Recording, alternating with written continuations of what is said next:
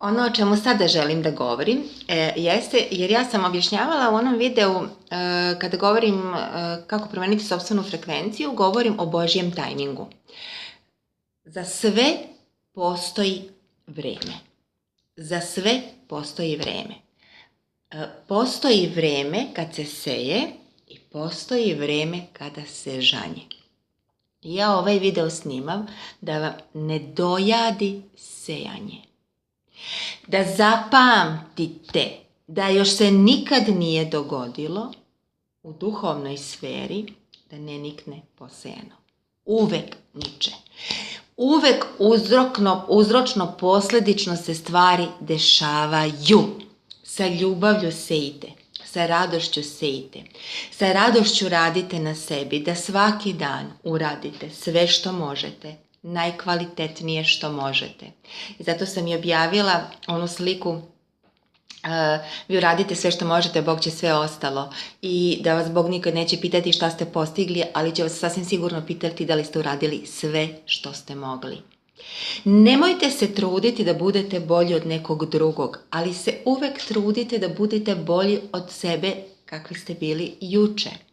Oblikujte svoj karakter, svoje ponašanje, menjajte svoje navike. Radite na sebi. A rezultati sigurno dolaze. I nemojte biti nestrpljivi, jer zapamtite, ova rečenica je fenomenalna.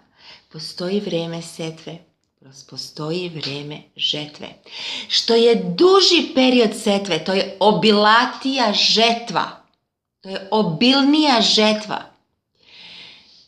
Najlepši primjer za to jeste bambus. Bambus kad se poseje, 5 godina se odvija proces pod zemljom. 5 godina.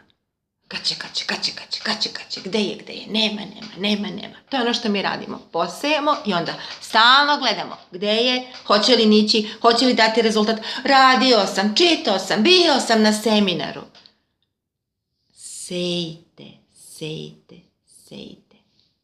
Nakon 5 godina, za samo nekoliko nedelja, bambus izraste nekoliko metara. Da li je rastao par nedelja? Ne. Rastao je 5 godina i 6 nedelja. 5 godina i 6 nedelja. Zapamtite, svako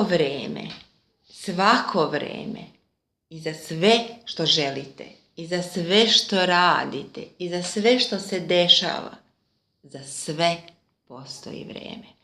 Možda vam je sada vreme setve, ali budite sigurni, dolazi i vreme žetve. I zapamtite, ponavljam, što je duže vreme setve, to je obilnija žetva. Neka vam tako